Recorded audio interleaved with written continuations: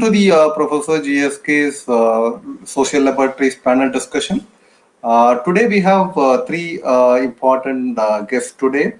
We have Dr. Badri Narayanan from Hindustan Institute of Science and Technology from Chennai. He is heading the School of Management there. So he is very close friend of mine, and we have a long association for more about I think roughly 20 years, right, Almost Badri? nearing, yeah. Yeah, but we are not in touch for quite a time. So, but this is a wonderful opportunity. We again met. Welcome, Thank you, Dr. Badri, Satish. to the show. Yeah. Thank you, Satish. Wonderful. Very glad to be part of this, and very happy about your social laboratory and these experiments. Very happy to be part of it. Thank you. Thank you, Dr. Badri. So nice to have you here, actually. So I know you personally. I think with your insights, you'll definitely give some directions to the students, which direction they should go ahead in their career and in their higher education. So we'll have a conversation. Okay, we'll have a lot of discussion today. Yeah. Sure. Yeah, and we have a student representative from Etiraj College for Women. Hello, Welcome, Varsa. Welcome, Varsa. Yeah, thank you. yeah. Varsa is outgoing student of economics from Etiraj College for Women. Actually, she got an admission in London School of Economics for her MSc. Personally, Varsa may not have any confusion whether to go for a study or whether to go for a walk, but by representing the community, the student community you belong to, probably you may share what the students are actually having confusions, having a dilemma whether to go for a education or to go for a job. Okay, Yes, so I hope you will echo the voices of your community, student community. Welcome, yes, Varsa. Yeah. thank you.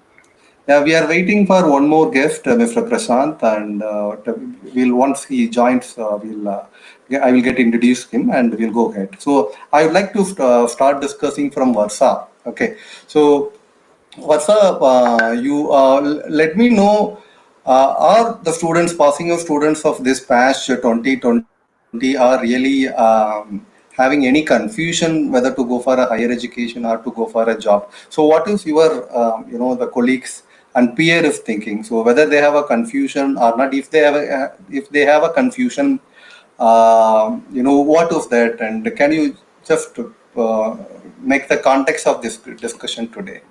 Yes, I think today's discussion is very aptly named because most of my batchmates and most of the students today are very confused because there are two very confusing choices in front of them. One is to work right after their graduation, and the second is to study further. So let's look at the two choices first of all. And studying has a lot of advantages when you look at it from the outside. You gain further knowledge in your chosen field. You get in-depth field knowledge, and when you start a job after studying, you start at a very good position as compared to when you start a job right after graduation. You'll have to start at an entry position. But when you study further and get a higher level job, your job is much more well paying as well as more advanced. Secondly, you're also way more qualified than most of your acquaintances, and thus you could possibly be one of the unique few individuals in the job market, and thus your prospects for getting a job are better. On the other hand, a recent statistic tells us that only 14% of people who progress from an undergraduate degree to a master's degree. That means there are so many people who choose to work right after their graduation. So there must be a lot of reasons for this choice as well. So when you look at it, first of all, a lot of people continue to work after their graduation because they want to gain initial experience in their field, and they want to know what working means before they progress to study in depth about a certain field. So I think there is a lot of confusion in this regard. Yeah. So, Dr. Bhatti, exactly, Varsa echoed, the the emotions and the confusions of the student community. So I know you for a long time, and you are the one guy. Though you are teaching management and you belong to a business school, and you are a kind of personality always concerned about the society and always concerned about different stakeholders and the segments of the society that I am aware. So if I am not wrong, you did your PhD in social entrepreneurship kind of thing. So I think you may be the right person to clarify, not just as a professor of management, but also as a person one who always try to play a role of a well-wisher for the student community. So what do you think? What do you suggest and what do you think for the on this confusion prevails among the student? Your first take on this, Dr. Badri. Satish, I would say rather I still consider myself as a learner Okay. because learning never stops and it should not also. You True. True. become Yeah. you extinct. You cease to exist if you stop to learn. That is as simple as that. It is only about the confusion is about the formal and non-formal education, or Mm-hmm. learning is not never going to stop as such. One day the skilling part is something which see we have been put through a kind of a system. 14 years of schooling and 3 years of graduation, 2 years of post graduation, and 3 years of research as of now. But never in this process nobody can confidently declare that you are bestowed with all that is being taught to you.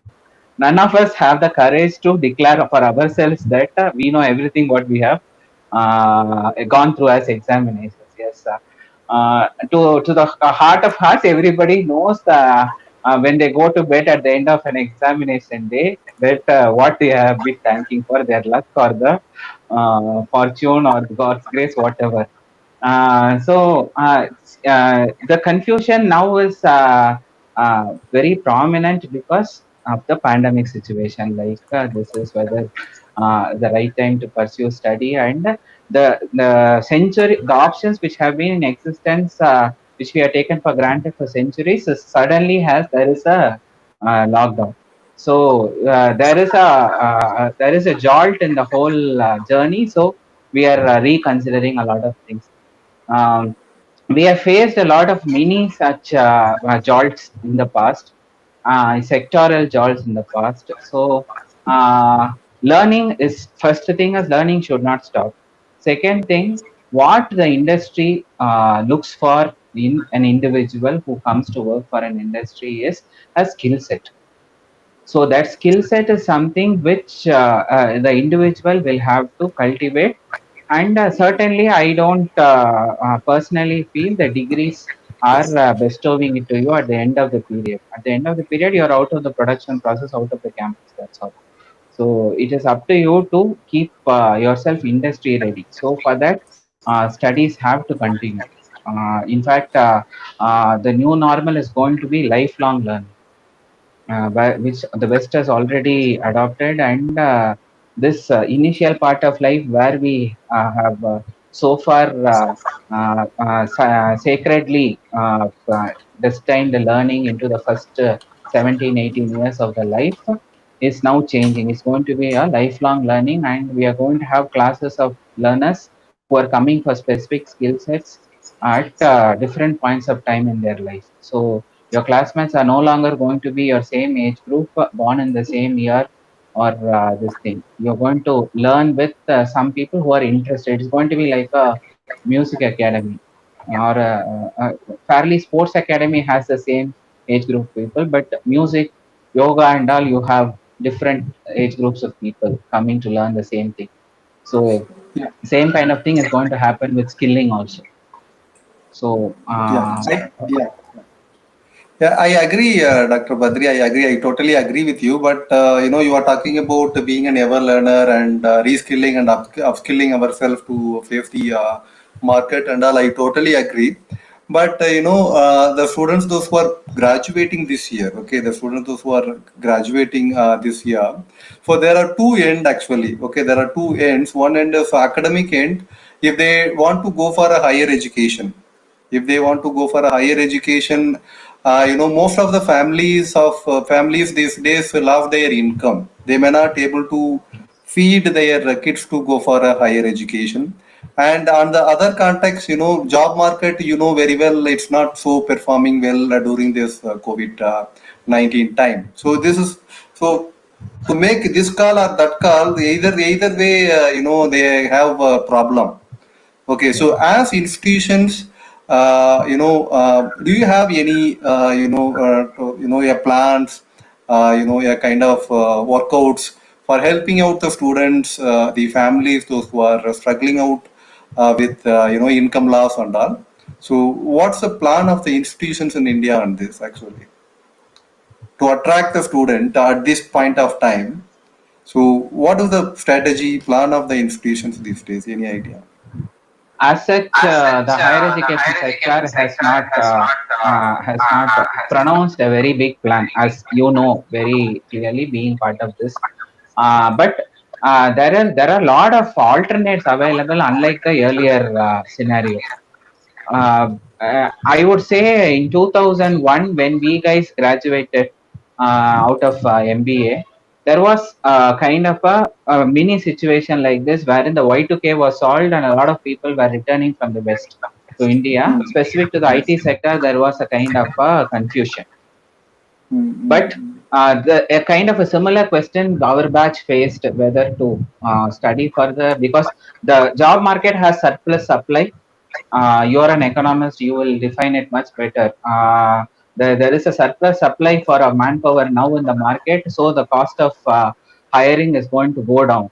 And this batch unique has a problem of competing with their seniors and juniors together, which is going to come into the job market together. So, first thing what they can do is like, see, going for a post graduation with the work experience is always advisable, because your focus will be much better when you have a work experience. You will know why you are there, what you are doing. Instead of being a fresher, just going out of the college. Not many of us have that clarity why we are pursuing a PG. But when you do a job, you will understand the realities or demands of the industry. So when you learn something after a work life, the seriousness with which you will learn, and the ability to understand concepts in the real life situation will be much better. Whatever be the course you are studying, if you are a management graduate, then it goes without saying, if you have a work experience, the flavor of the course itself will completely change. So it is as good as, I mean, if for a technical course also, if you work, you will know the career path, why you are studying and what you are doing. You will know the career path very clearly. So you will know what to pick up, what kind of electives to choose when you have to choose for electives in your specialization. So I would say now there are a lot of internship opportunities available. Not every place is on red alert. There are places where manufacturing sector is working, and several sectors have opened up. All the sectors are slowly opening up. So certainly some manpower is required.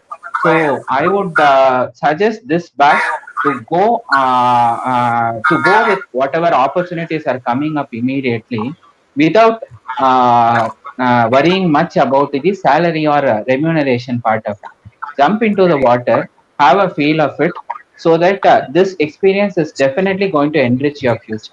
Whatever decision you're going to take, whether it's going to be career or job, this internship experience which you're going to have will clarify a lot of things for you. And this problem situation will also give a lot of scope for creative solutions.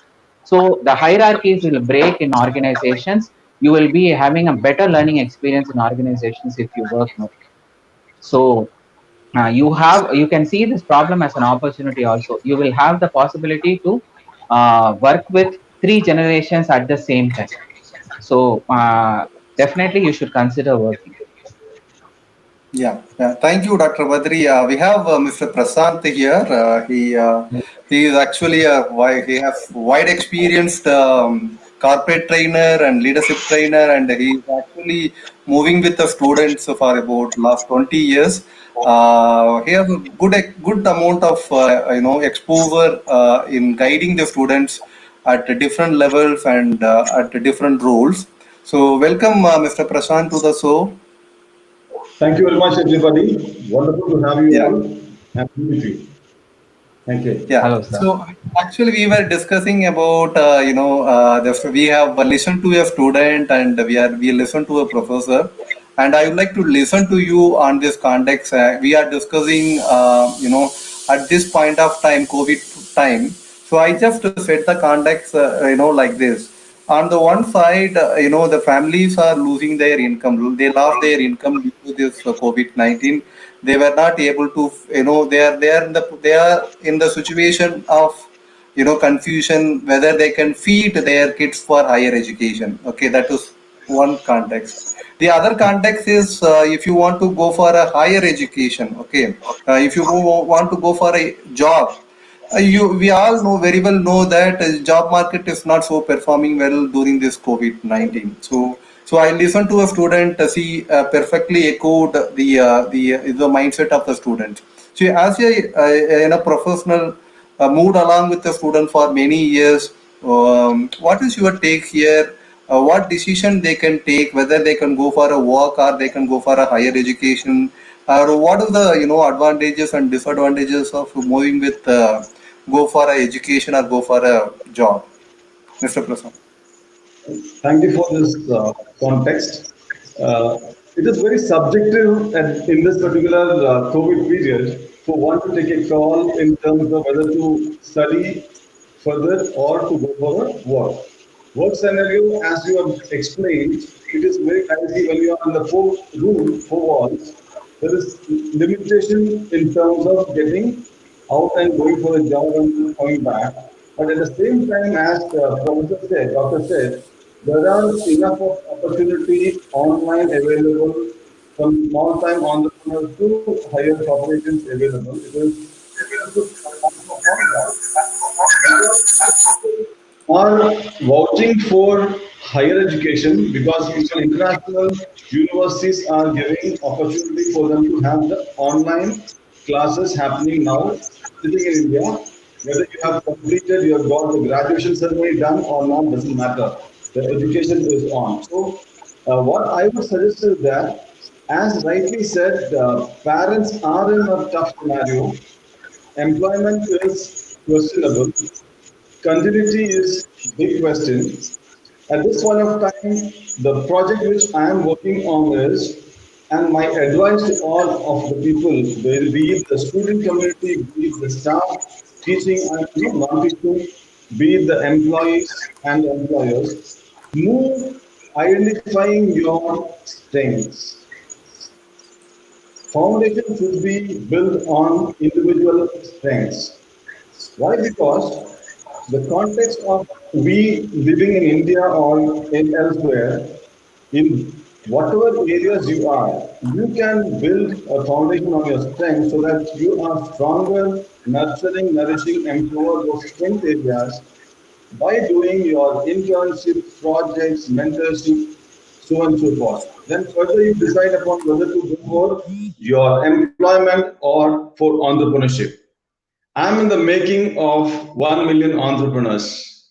That's the mission in which I am with many of the leaders coming together because India as a nation have to touch the 5 trillion US dollar economy for which creation of entrepreneurs are need of the time, and on creation of entrepreneurs we will have more of employment opportunities as well, solving the problems of the societal needs. So that is what my take is. I submit this particular thought of strength as a foundation to build your, nurture your areas, to choose the course, choose the courses, choose the institution and the line of businesses or whatever the opportunity for entrepreneurship initiative that you're looking forward to. Even a graduate has got an opportunity to start a business, provided you're very clear hearted, ready to work in and out of the project that you are looking forward to. We are here to nurture, nourish, and empower each one of you. So that is what my submission on this evening in the context of pandemic for the new normal. Thank Yeah. you. Yeah. thank you, Mr. Prasant, for your first remark on this. Let's go back to the Varsa. I think Varsa, you listen to Mr. Prasant as well, Dr. Badinarayan, and they have shared their point of view on this. Um, for people those who want to go for a higher education, and Mr. Prasant also rightly touched that there are a lot of online mode of education is coming up.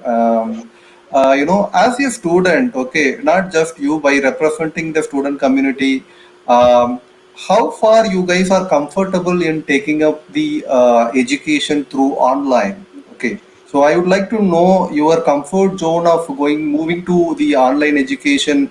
Suddenly, right? We are just trying to make sudden changes. If you read out a newspaper, Times of India newspaper today, there is a very tricky announcements from Trump was mentioned, right? I hope you read about the H1 visa and all, right? So this is the situation, right? So even if you want to go for taking online education at the US universities, again the tricky way of approaching it from US, it messes up the student's mind whether to take up the online education or not. So in this context, so as a student, how you are comfortable in adapting to these quick changes in the higher education, Varsa? Sir, I think online education, in a way, it is an advantage for many people because it can be very flexible. So you don't have to be present on campus for all the lectures, all the seminars. So the flexibility can be very advantageous for a lot of people. That being said, most students feel that online education is not what they paid for or not what they bargained for when they signed up for an institution. Because there is definitely a difference between in person classes and an online lecture. Because online lectures tend to be less interactive and more one sided. So I think if you're talking about a lecture, I don't think there will be much of a difference between an online lecture and a in-person lecture because there is one person delivering the content and another person receiving it. But when you talk about seminars, group discussions, these are things that you can't get the feel of online. It's much simpler and much more interactive when you do it in person. So I think these are some of the things that we lose while transitioning from an in-person style of learning to an online mode of learning. Yeah, I got it. Badri, this is to you now actually. Varsa, actually, from the Varsa's point of view, what I can understand is they miss out the in-class experience when they move to this online pattern of education, right? So how do you, compensate this when you move for online or more of virtual education? So we don't have an option now. Okay, so most of the universities UGC also given a direction, till like September, October, at least the coming semester we need to go for online. Okay, so in that case, how we are going to compensate that in class experience, or are we going to compensate with something, or how you can ensure that in-class experience in the online? So any ideas, any preparation from the end of institutions? From the end of institutions, it has a very important implication in terms of investment. The capital investment which the institutions are going to make for setting up this kind of an infrastructure. Of course, there are today is the world of AR and VR. You can have virtual classrooms where, I'm told, I haven't experienced, but I'm told that as if you're sitting in the class, you can turn to your right and talk to your, like all three of us, we turn to the right and left, we can see, literally experience a kind of sitting together in a classroom experience. But this is definitely not going to be 100%. See, both of us have been full-time research scholars in such a beautiful campus called Gandhi. Our life there was not only about the research work which we did. It's a lot more than what we were inside the departments. So it is definitely not going to see the package of college life or a graduation life is not all about the classrooms. There are culturals, there are sports, there is a lot of bonding which happens. As our other guest, he very clearly told he is working towards a mission of entrepreneurs. Those networks happen only beyond the classrooms or in the last benches. backbenchers or in the cafeterias or in the play areas. So these things cannot be substituted online. This enthusiasm sharing, that Guftagu conversations which will build enterprises will not happen certainly online 100%. The one big relief is like all this hangama is only up to September, October. That's how it appears to be now. So there is some light at the end of the tunnel. So we have to manage this 3 4 months putting up with this digital walls around us. So one thing is blended learning with hopes that we are going to meet at the end of this lockdown. So definitely that is one thing we are all looking forward. Certainly the campuses are not energetic without the students around, the faculty around, the laboratories. Not everything can be substituted virtually. And as faculty, all of us have a lot of non-verbal clues when we communicate in a class in person, when we have case discussions, when we have activities, presentations. There is a lot of things which happens in a physical environment, which is very costly as on date to come to make it virtual, and everybody is in a different infrastructure altogether. Not everybody has the same bandwidth. Not everybody has the same kind of technology infrastructure which will be available in a campus. So this is something which we have to manage as of now. So I think now we will go on a kind of a paleo diet for this 3 4 months. We will do something, hoping that the Diwali is going to come and we are going to have the sweets and snacks. So let's wait till the next this semester to pass by, and keep ourselves on some fasting, dieting of learning. Of course, there is a lot of additional things which you can do now, online courses and things like that. But definitely, like this appears to be a beginning of the blended learning forced on the society. So maybe we would have taken another 5 6 years time to come into this. COVID has forced all of us into, thrown all of us into this water, and we are learning to swim now. So let's face this for this semester with available infrastructure. Nothing much can be done. But definitely, this is not going to be a kind of a 100% conversion into digital. That is something I personally feel that is over exaggerated. People don't come to campuses only to study their degrees. Yeah, perfect, perfect. Exactly, that is what actually I intended to touch upon now. You touched the blended learning, right? So you touched something called the blended learning. So I can understand that pedagogy of teaching online or adopting blended learning and pedagogy of teaching in the regular classes is totally different. So what we are doing these days is we are just duplicating what we do in the regular classes in the online. So we are not innovating anything, and moreover our teachers are not not trained at all. Okay, so many of the faculties actually find it difficult to adapt to these changes. So still I can see a lot of this lack of skill to move ahead to for the blended learning. So that is what the condition. So in terms of pedagogy, okay, so in the journey of moving to blended learning, um, so where we are, and how it is going to be prepared, Bhatri. There is a lot of support ecosystem which is coming up now. Of course, there is a parallel market which is building up, I should say, like filling this gap, like faculty struggling to go online, and there is no other option now. So there are tech people coming in to give a relief in this situation. But again, learning is not something which can be 100% automated, because every learner experience is completely different, and there are a lot of things which has to be done in a physical setting, one-to-one setting. But this online definitely gives a lot of edge in terms of avoiding a lot of inefficient systems which we have had so far. Like there were a lot of sacred cows so far, like exams. This is how exams have to be conducted. You have to physically sit in. You should almost like perform a prayer and sit in the examination hall and do this. Lots of do's and don'ts. A lot of things have changed now. UGC now says open book exam is okay at the end Yeah. of the semester. So, so far, what is unheard of in majority of the educational institutions is now becoming a routine, and you can save a lot of time. We were able to invite a lot of industry people online to interact with the students.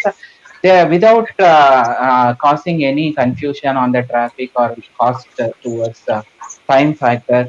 These things definitely are advantages of the online mode. So certainly we cannot say this is absolutely this thing, but we have to understand a very basic fact. There are three generations of teachers: youngsters, and the middles, and the people who have taught us. Some of us have learned from those teachers, and they are still teaching. That generation of teachers are also there. So this is something which is creating a kind of a teamwork among the faculty or the backstage, where established institutions, tier one institutions, have this system of teaching research associates. Those kind of concepts will have to come into the regular institutions also, tier two, tier three institutions also, because the youngsters are more familiar with technology, so they can help the senior faculty in onboarding onto this. There are a lot of standardization which needs to be done, because now in your classroom the parents are there, the siblings are there, and your classrooms are open to criticism. That is that kind of a privacy which we have enjoyed from the Gurukula days to till March 19. We have lost it all of a sudden. Like we are being judged. What is okay with ourselves and our students is not okay now. Yeah. People are judging you on your diction, your language, your content, whatnot. So certainly, when one faculty's wisdom is lesser than the wisdom of 60 students in a classroom, now this is one faculty versus the world, rest of the world. So that is something a very big challenge in terms of the psychological demand or emotional demand on the faculty. So that requires a lot of support from the back end, from the universities, from the education institutions, to keep them armed enough to face this. And I think fairly in this 3 months time, many institutions have learned it. Many faculty have got used to this, but a long way to go. Yeah, thank you, Dr. Badri. Prashant, I would like to come to you. Dr. Badri touched about the skills of the student and the employability of the student, and you also touched upon the entrepreneurship. But when we think about it, taking a career in entrepreneurship or going for a job, okay, and what is the, yeah, kind of the quality we are ensuring at the institutions in terms of making our students employable? Not, don't, not even, entrepreneurs, at least for an employability. So we have a lot of data on that, so yeah, BSc candidate, a undergraduate candidate may not able to even, work out the mathematics of 7th standard, 8th standard, and that much of quality problems are also there. See, as a entrepreneur and as a consultant, how do you see this, the quality aspect of degrees in terms of getting the jobs, and that too in this COVID-19 crisis time, already there is a skill gap is there, and market is also not so good. So, what is your comment on this, Mr. Prasant? Uh, According to me, what we should be looking at in terms of skill enhancement program for individuals. See, what happens is that generally all this while we have been looking at trends for people to join a industry or kind of job. We've been looking at marks as a criteria to choose a course, which is all completely trashed today. Today, without a certificate, people can get employment. Without a certificate, the higher levels of education was ready to take the student for higher levels of courses. So this kind of barrier breaking is happening. But one factor which need to be put into notice of each and every person is that what is the area one should develop in him or her to sustain for his or personal and professional prosperity is my question. What is the way? So when we have been looking at a lot of methods going on for last decades of experience, the long drawn process of understanding a person through personality, multiple intelligence, aptitude, all that we call, then technical skills.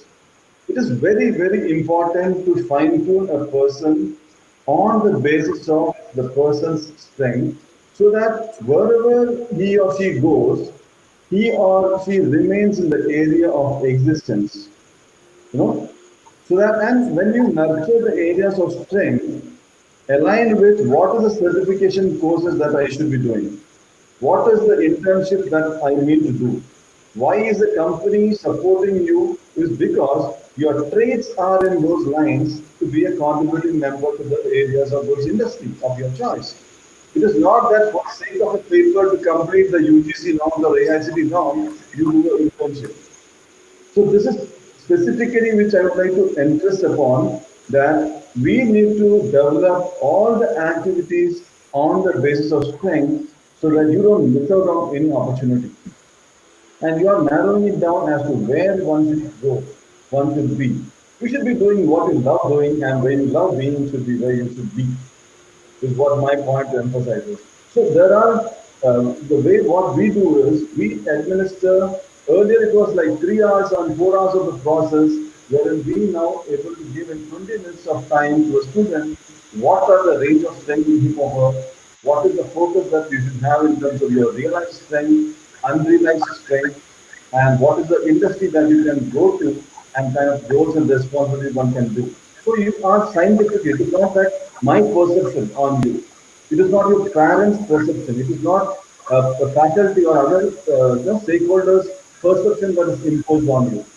It is specifically on a scientific note, a third-party intervention, neutrally assessing you, understanding you, and giving you insight as to these all strengths exist in you.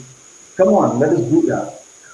To know your strength to thrive and strengthen to thrive is need of the time for you to have personal and professional prosperity. I would say sustained prosperity for the new normal. Thank you. Thank you. Yeah. Varsa, I think but when Badri was talking about, he touched many aspects here. So I would like to know, when we think of going for a job, okay, Badri touched that it will be better if you, after your undergraduation, if you go for some work experience and come for your post graduation, then your post graduation will may have a better experience of having it, right? So that is what Dr. Badri told. See, as a student, how you see this suggestion? Have a break after your undergraduation and going for a job and get some experience. Actually, it perfectly works with MBAs. Okay, when you move from undergraduate to postgraduate, once you've done your engineering or any other undergraduation, going for a job for 2 years or 3 years and coming back to have a MBA degree. So that is actually a trend of many B schools in India. Even in the abroad, this is the trend. So as a student, how do you see this suggestion after undergraduation, going for a break and going for a job and coming back to the post graduation? Yes, sir. I think it's actually a really good idea to take a break to work for a few years before you start graduate study because the commitments that graduate study requires from you are very great. So, for example, you need to commit yourself to a lot of academically rigorous portions and you have to devote a lot of time towards studying a certain subject and you tend to explore the subject quite in depth. So, graduate study might not be perfect for everybody and especially if you're not sure about the field of study that you want to explore further, work experience for a couple of years might help you get clarity, as sir already said. And once you get clarity and you realize where your strengths lie, you will be able to capitalize on that opportunity and then go forward for graduate studies based on your work experience. And also, since you already have some experience in that field, you will be ahead of your peers in graduate study as well. Yeah, I can understand, but as from your words, what I can understand is, the students may have, some problem in the clarity of what to do next.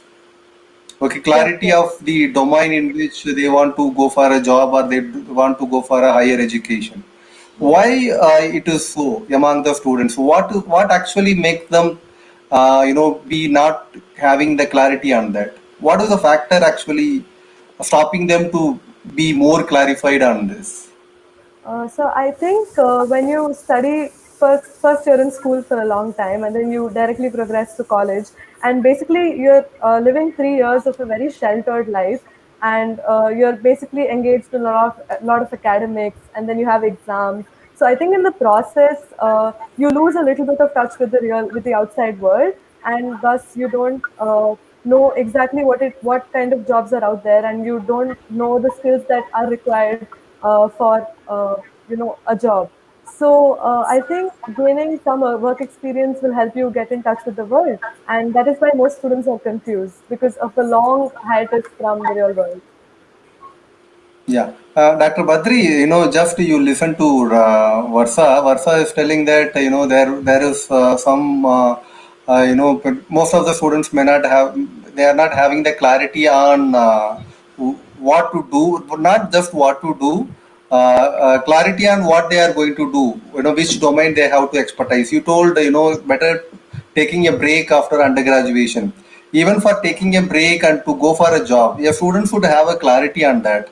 So we are teaching for 3 years or 4 years of engineering, and so why we were not able to provide that clarity to the students, or where we miss in terms of clarifying the students even after 3 years, if you are not making them to having a clarity on what they are going to do next. So what is the missing point here, Dr. Badri? See, the journey is different for every individual. That we are doing a mass offering in terms of a degree, and there is an absence of personalized mentoring to the individual student. So they join a class of at least some 30, 40 people, and they keep being part of a group. So the opportunity for discovering their individuality is not everybody comes out to participate in competitions or organize events.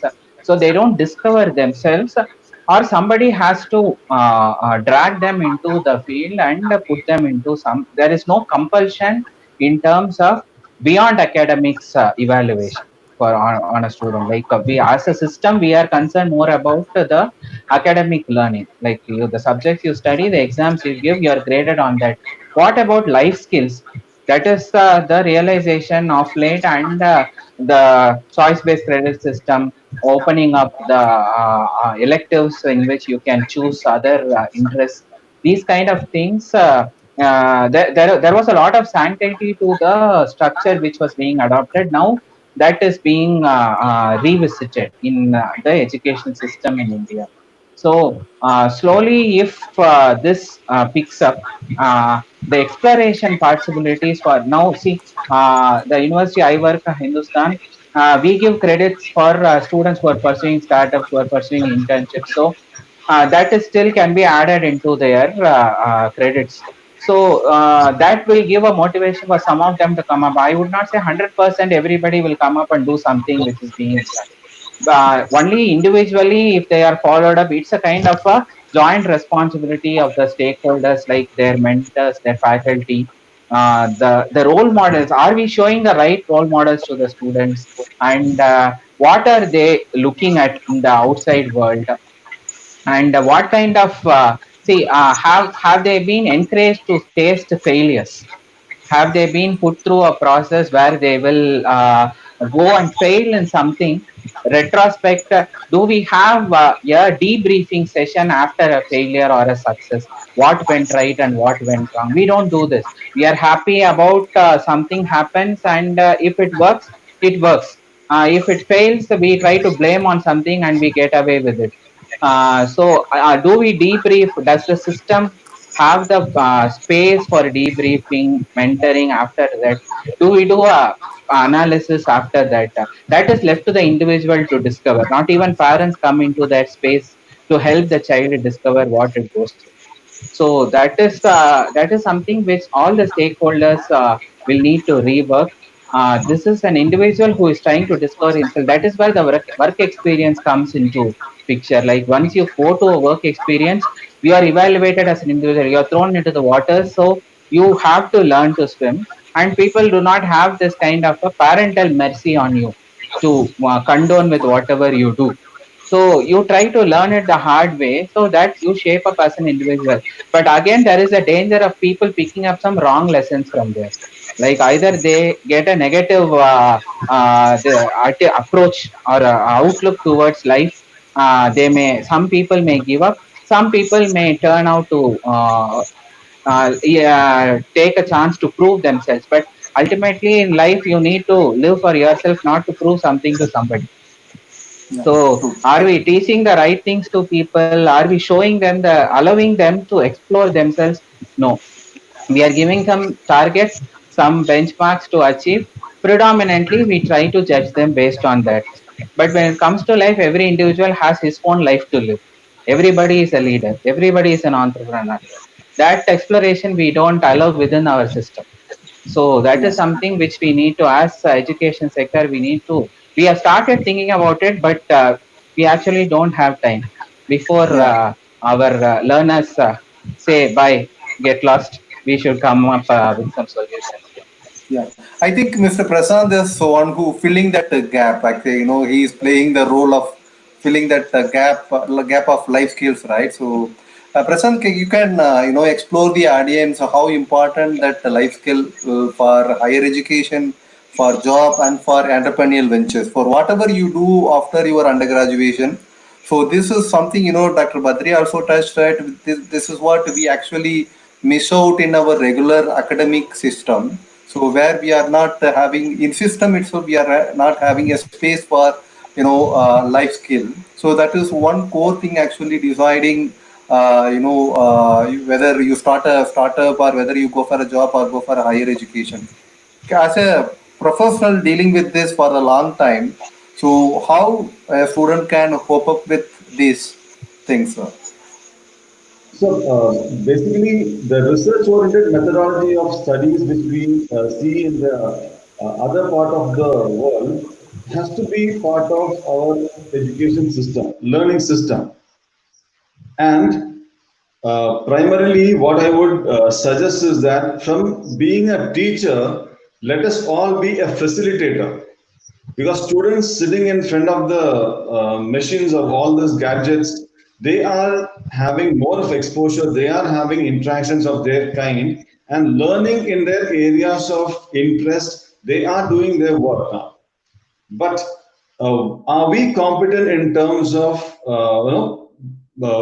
breaking those records of the kids is very big a question in front of us. So we being a faculty or a teacher or a professor should not underestimate the students who are sitting in front of us. Why? Because we are teacher and they are students. No, that barrier need to be removed is what my perception is. My feeling and experience is to suggest this particular model wherein we are all buddies, friends. Let us be facilitators. We learn from them, they learn from us. To give you an example, one MBA class, the professor was talking theoretically about stockbroking, and some of the students were like misfiring in the class, very very nomadic.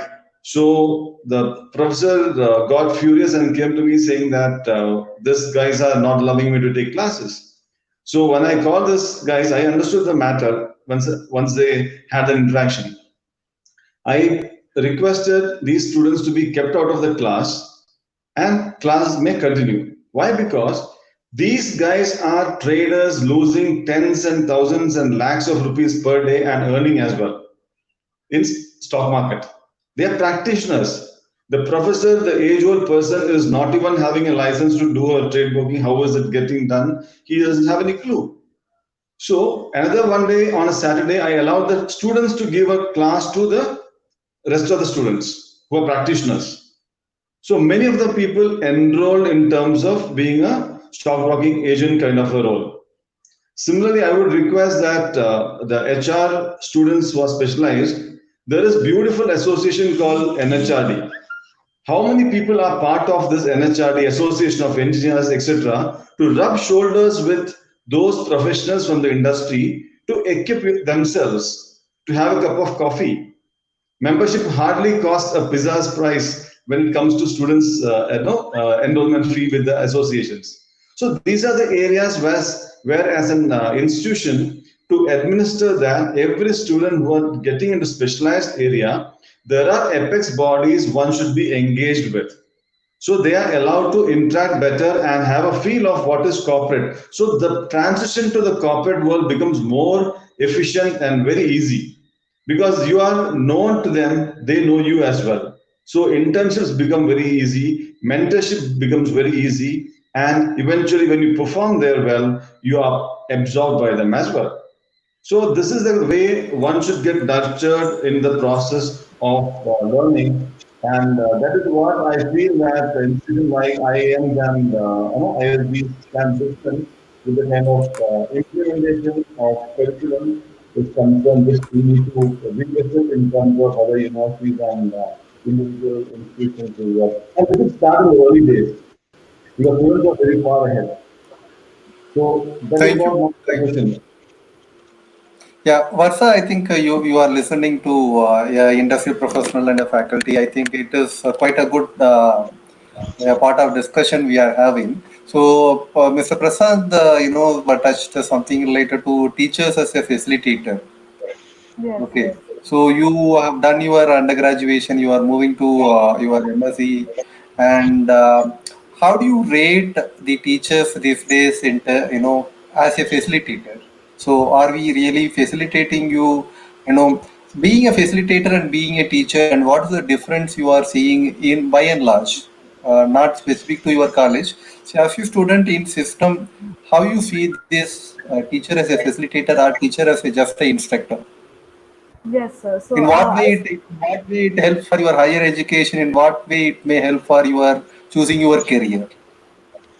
Yes, sir. So I think there's a huge difference between, as they said, a teacher and a facilitator, in the sense that a teacher certainly teachers these days are usually intent on delivering information rather than having an interactive session. That being said, I had a lot of wonderful teachers who ensured that they let the students ask enough questions and who ensured that the students learned enough in the class. So I believe all teachers must put in the effort to ensure that the students are as much a part of the class as they are, and that the content is not delivered in a one-sided manner. So facilitating would mean that you would be present to answer any questions that the student has, and you would be present to guide the student in any way possible, and that the student can explore the boundaries of their learning as far as they wish to go.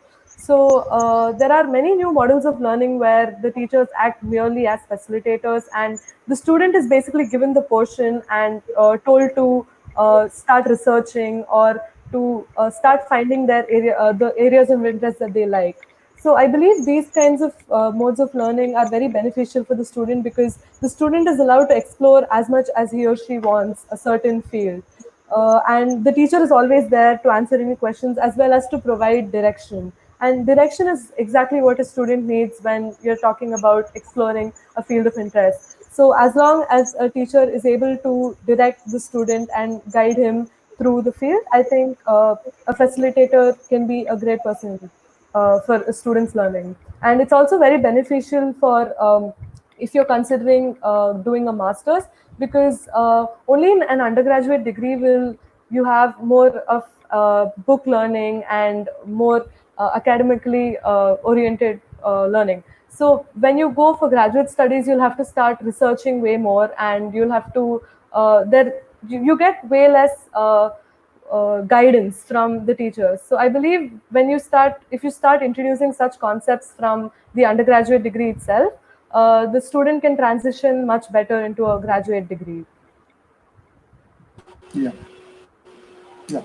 Badri, actually, when we take students for MBA, for our post graduation, even for undergraduate engineering and all, we ensure placements, right? So that is the one thing we use for attracting the students when we get the admissions. Okay, so see, and Prasad also touched that facilitator part of it, and Varso also expressed her opinion on that.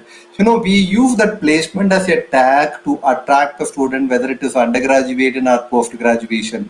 For this situation, the crisis kind of this COVID kind of situation.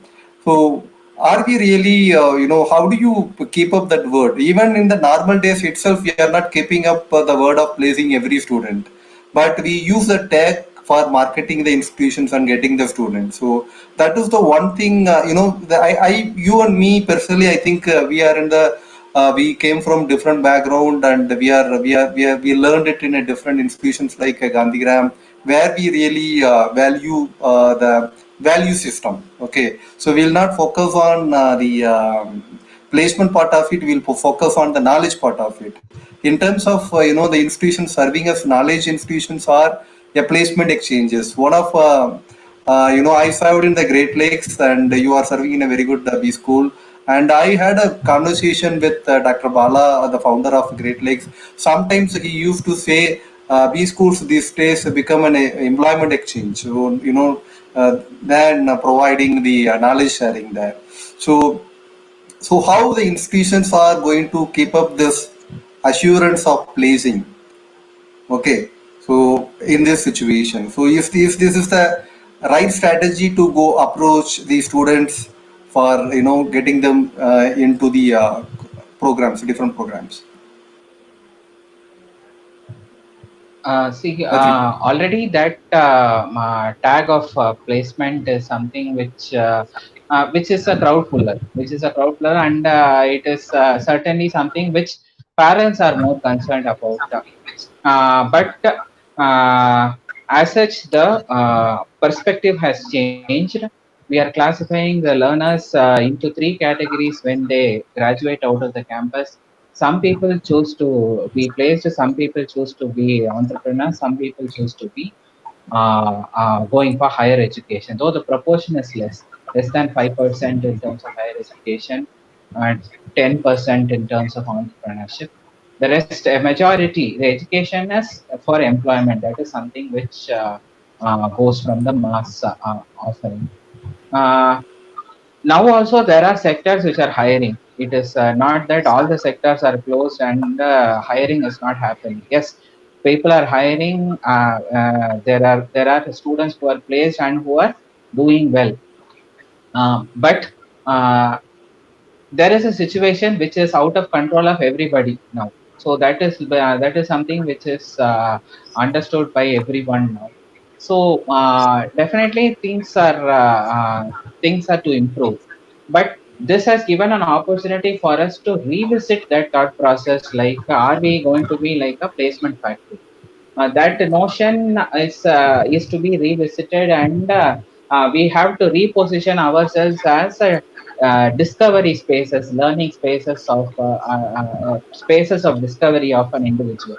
So if we are going to give that kind of repositioning of the education institution, and as a sector, we are ready for this kind of a challenge where we encourage people to, like as Varsha very rightly expressed the voices of the students, like they like teachers to be their facilitators, and they have the confidence to come back and ask the question only when the faculty is able to come back with an answer.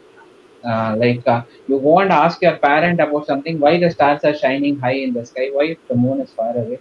You ask a question with the hope that the parent is going to give you an answer. uh, Kids are today smart enough to ask Google first and verify whether we know the answer, or is our answer tallying with the Google's answer. So our faculty also are aware of this today. So there is definitely something which the faculty will have to accept. The teachers will have to accept this. They are not the embodiment of the wisdom of the world, and there is something which they will have to share the dais with.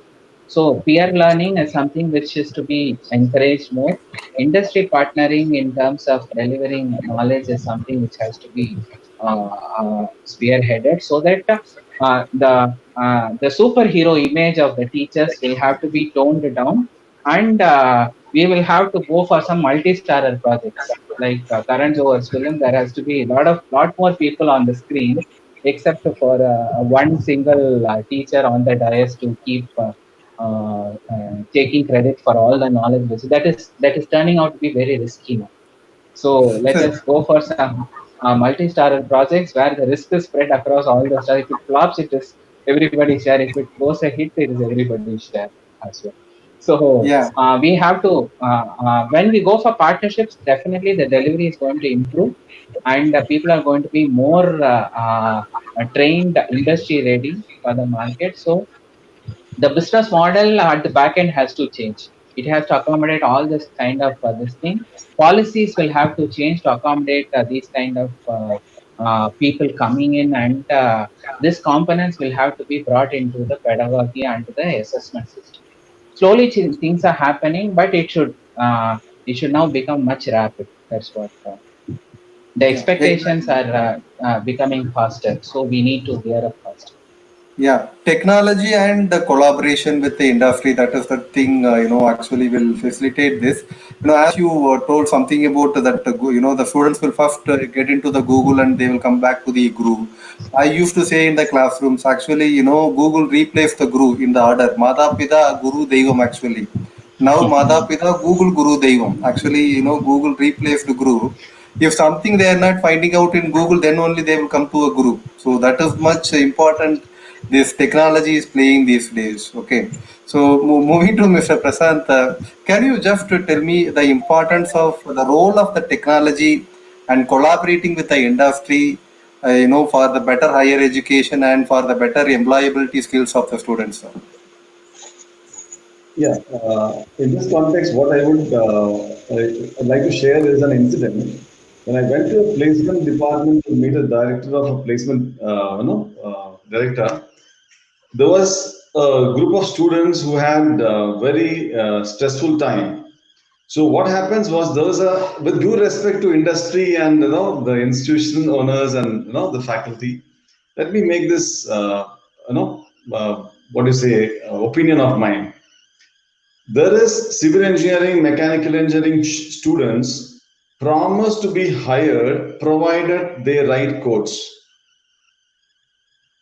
Okay, 100 offers can be given. So let me ask, if I am an extrovert in nature and I'm doing civil or mechanical, be it a software programming, no software course, how do I sit and write codes? The moment I'm not in the area of my existence, stress develops in me. So how do you connect myself to this writing course and getting placed and continuing passionately in my role which I will get hired for? So these are the challenges which throws upon every individual, because productive engagement in the classroom is not happening because of we do not know what the aspiration of the student is. What is he or she coming from, the background? So it is very essential that we, when we are as faculty, teachers, facilitators, know what their needs are or strengths are, area for existence are, and then facilitate. That is the critical point. Once you know that particular area of engagement, then I can confidently tell that these are the futuristic need of the industry, and how about we doing this certification program for them, forward having internship with this person, this company, mentor as this person, so that the connectivity from one point to another makes it so beautiful a process, and we have to implement strength appreciation process into place so that the transition becomes so beautiful. When you say that the student is made to do these kind of processes, a company will never say no. Why? Because they are looking forward for people who are aligned with their objectives. So the futuristic need has to be identified, and we need to work backwards in identifying what are those benchmarking activities a student should pursue while in the campus to bridge the gap between industry and academia. Unless until we have a process, just merely saying placement is 100% will not work. Why? Because placement with the process which we implement should be incidental. It should not be a marketing tool. I think it is a weak signal to talk about placements and getting students. Rather, we should say that we have sent association process. We got wonderful process in place for you to get facilitated to the areas of your existence, be it entrepreneurial, be it employment. That's what my take is. Yes. Yes. Uh, Varsha, I think we are closer to the session, so I would like to know from you. You got an admission in for your MSc in London School of Economics. For the students, those who want to go for a higher education, okay. So, what do you suggest? Whether you suggest for Indian institutions or you suggest to go for abroad? So you moved out of country. There are a lot of good economic institutions are here. Center for Development Studies is there. IGIDR is there. Delhi School of Economics is there. There are lot more good economic schools are there in India. So what made you to move to London School of Economics instead of moving to a Indian-based good School of Economics? So that it's too personal. But as a student, what would you suggest to the students? These days we are moving to online education. When we are moving to an online education, the barrier of the boundary of education is actually dissolved here. Okay, one by sitting at India, I can get a degree from Harvard. I can get a degree from Oxford, right? So this COVID, after COVID, I think these boundaries are going to disappear. In this case, as a student, what do you suggest whether to go for education in abroad or to go for education in India? What is the a thinner line between these two of making these decisions? Yes, sir. So I think with the situation right now, most people are very scared to go abroad because of the existing scenario. And right now, it's a little difficult to make a decision on whether to go abroad or to stay safe and stay in India, right? But at the same time, I think the decision on whether to go abroad or stay in India is affected by a lot of factors. One of the main factors you need to consider are the financial considerations. It can be very expensive to go abroad. And at the same time, there are a lot of institutions in India that deliver a very high quality of education.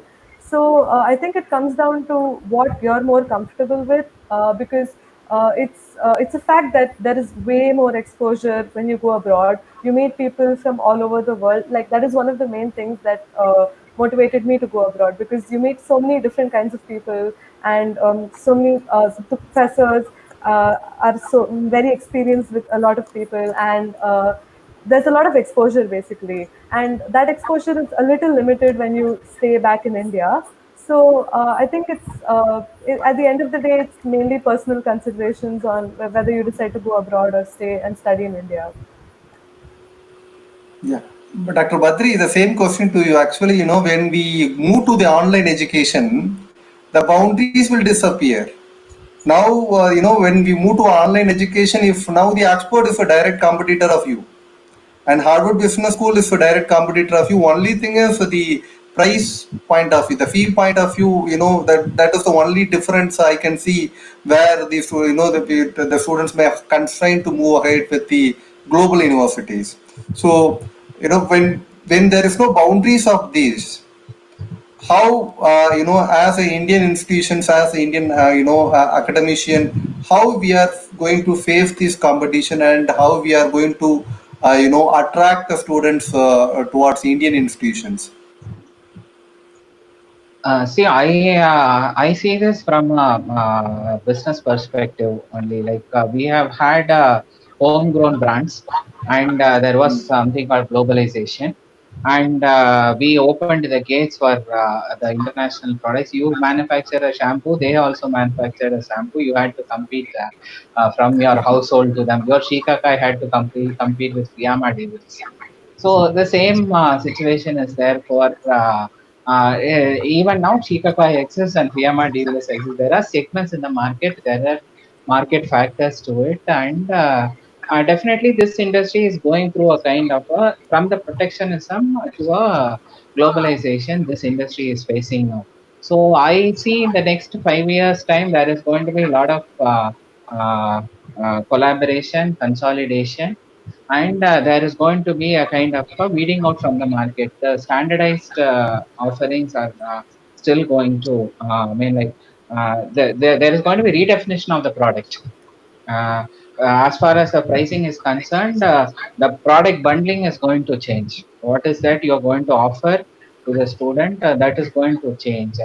And not everybody comes only to, it's going to come definitely as a package. Everybody understands at a global level that this is, India is being looked upon as a very potential market for higher education, and there is a lot of marketing initiative from the institutions across the globe to get students from India as learners in their countries, because a student is going to stay there for a definite period of time. There is going to be definite spending, and there is going to be a lot of this thing possibility that given our demographic dividend, our market is expanding. 2025 having the highest youngsters across the globe, we are definitely a potential market, and this expansion process is now geared up because of this COVID situation. That's all.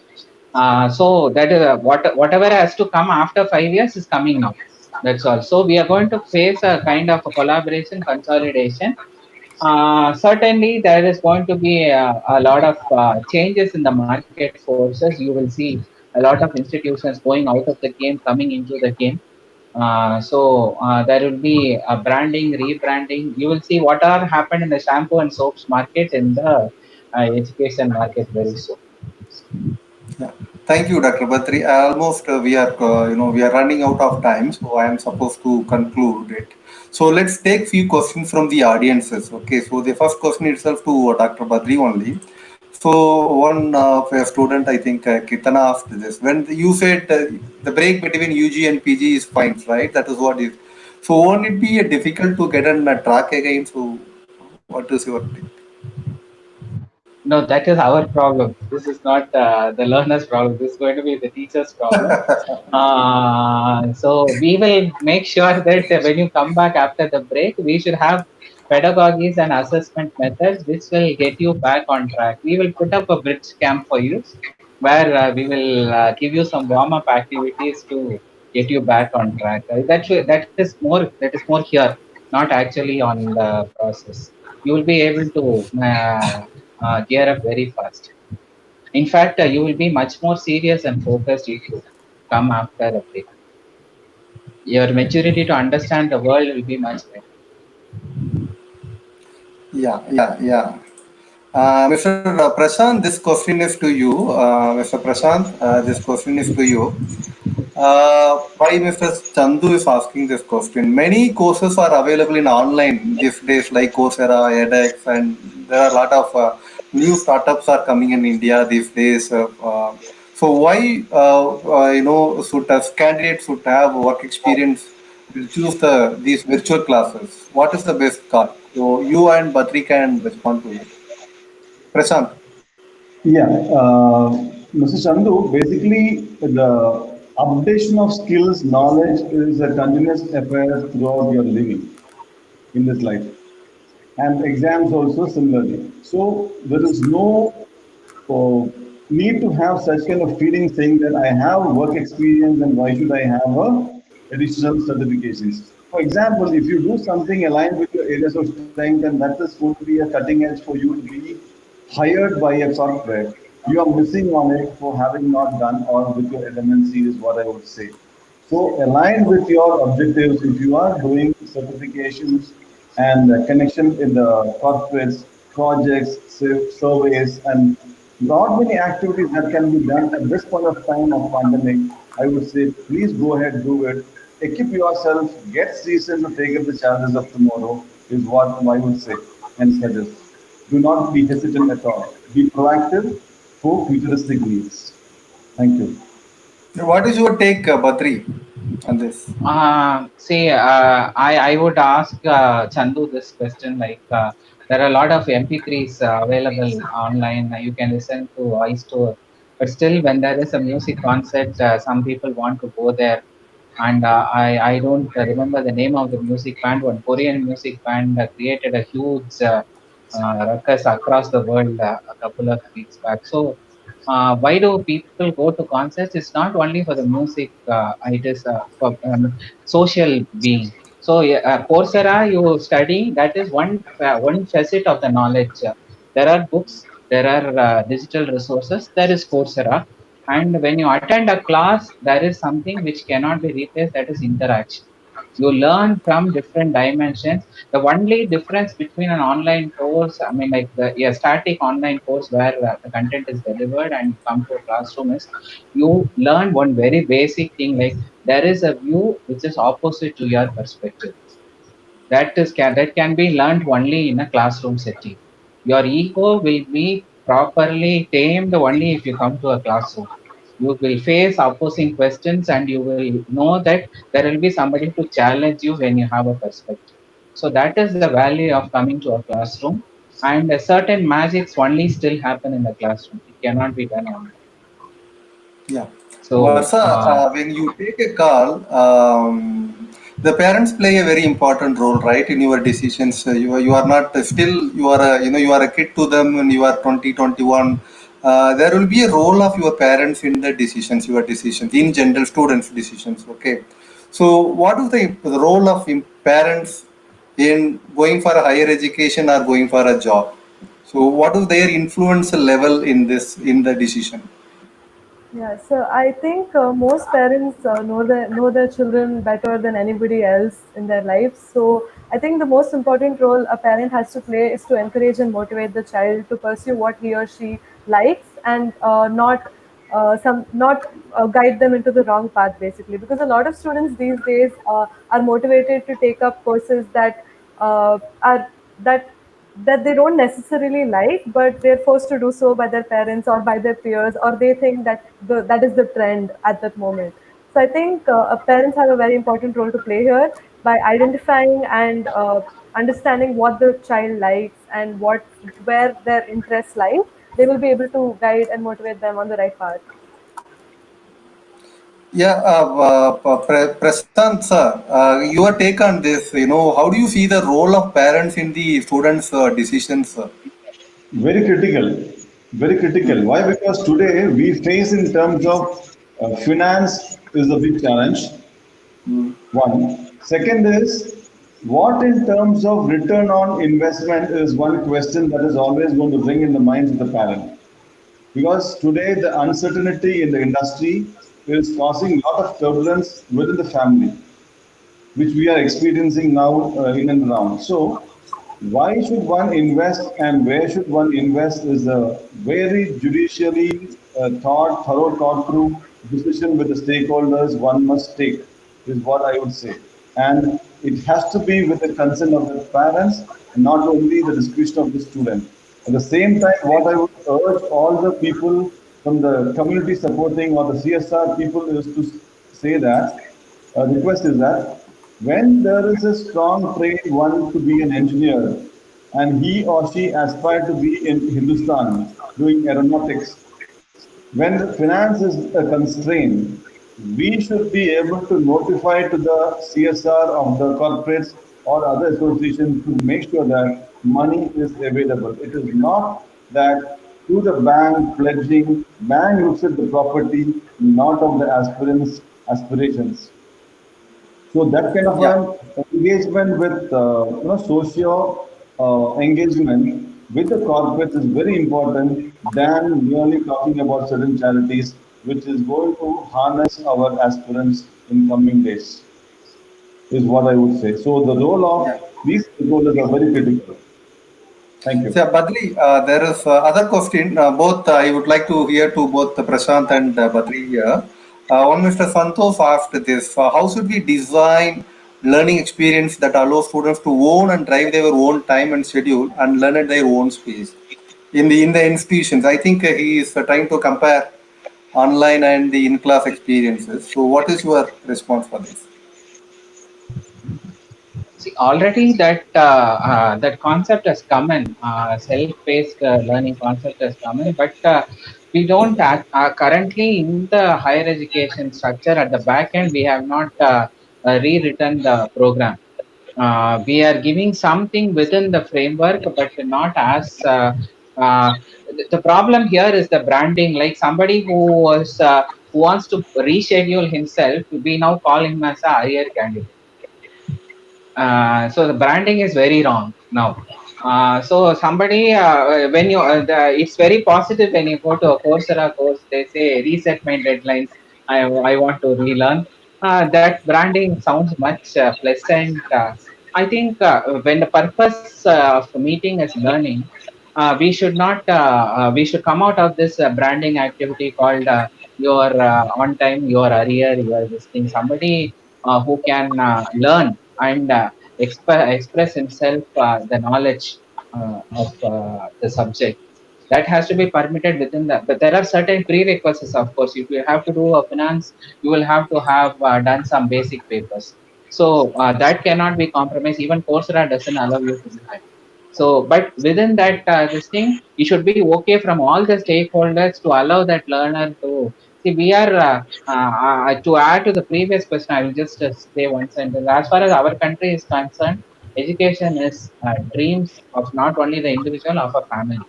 It's more a emotion. A degree is an emotion than when we see convocations happening, we see a different emotion in this country. Our parents also go abroad to see their kids graduate, which is not the case in the other societies. The students are dependent on the parents because the concept of customer and consumer comes in here. The parent pays your fee, so he has a higher say on what you should study. So the purchasing power of the parent decides what the study, what the child can or cannot study. So there are different factors. It is not only about the individual here in our country. So when it is about giving this flexibility to the learner, yes, definitely this has to be given, and people have already started demanding it, and the system will change very fast. That is what's the answer to that Yeah. gentleman. Thank you. Thank you. So we are coming to an end. So I would like to take a final call from all of you. I will start with Mr. Prasant. So at last, this is the question. What is the answer, sir? What is your suggestion to study or work? It is very subjective. So you should continue studying and continue working, is what I would say. There is no ifs and buts in that because for you to work, continuous learning is very essential, which will lead you to earning and growing. So learn, earn, and grow, for which study and work is very essentially to be balanced. Prioritize according to your needs and work on it. Wish you all the very best. Yeah. Padri. I just endorse Kishor's view. Like to study or to work, you do both. That is the only option. Actually, you're going to do both. That is the reality. Yeah, there is nothing like sequencing A after B, B after A. No, when you get into work, you learn new things. That's all. You will have to keep learning and keep moving forward in life, and there is no full stop to it. So you work to study, study to work. So this is a Tom and Jerry game. You will have to keep chasing each other. That's all. Yeah. Varsa, what is your suggestion to your peer? Whether what call they can take? You listen to two experts today, and you also echoed your view. So after listening to all this, what is your take and what is your suggestion to your peer? Whether they can go for a study or they can look for a job. So I think that if you're very sure, very clear on your ambition and your goal, and you're 100% sure of what you want to do, you should definitely continue to study. But even if you have a slight doubt, you should work, gain some experience, understand what you like, explore the field before continuing at your education. Yeah, thank you. Thank you very much for all the panelists, Dr. Batri, Varsa, and Mr. Prasad. So one thing I can, understand and sum up from all this discussion is learning is not a static one. It's a flow. Learning is a flow. You need to be a ever learner, and learning these days should be a lifelong learning. So we are talking about lifelong learning. The learning could be ever, be there in your life. Whether you work or study, while working, if you are not reskilling and upskilling, then you cannot excel in your work. While you are studying, if you are not experiencing what is happening in the industry and what is happening in the real time, then you cannot excel in education too. So these days, these are not substitutes. So previous, in the conventional point of view, education and job are substitutes. These days, these are complementaries. So one without another, one cannot survive. So what I can conclude and by with the acceptance of all the panelists, I would like to confirm, I would like to conclude that these two are complementary. Education and job are complementary. It should go hand in hand. So we should balance the skill set of education and going for a job. So that is what we had a very wonderful discussion, and it's a very timely discussion. I hope this 1+ hour of discussion, some extent will clarify at least a few of the doubts of the students, those who are really having a confusion whether to go for a study or job. Thank you very much, Dr. Badri, Varsa, and Mr. Prashant. Thank you very much. Thank you very much. See you again. Thank you. Thank you. It was wonderful to be part of this discussion. Wish you all the best. Thank you.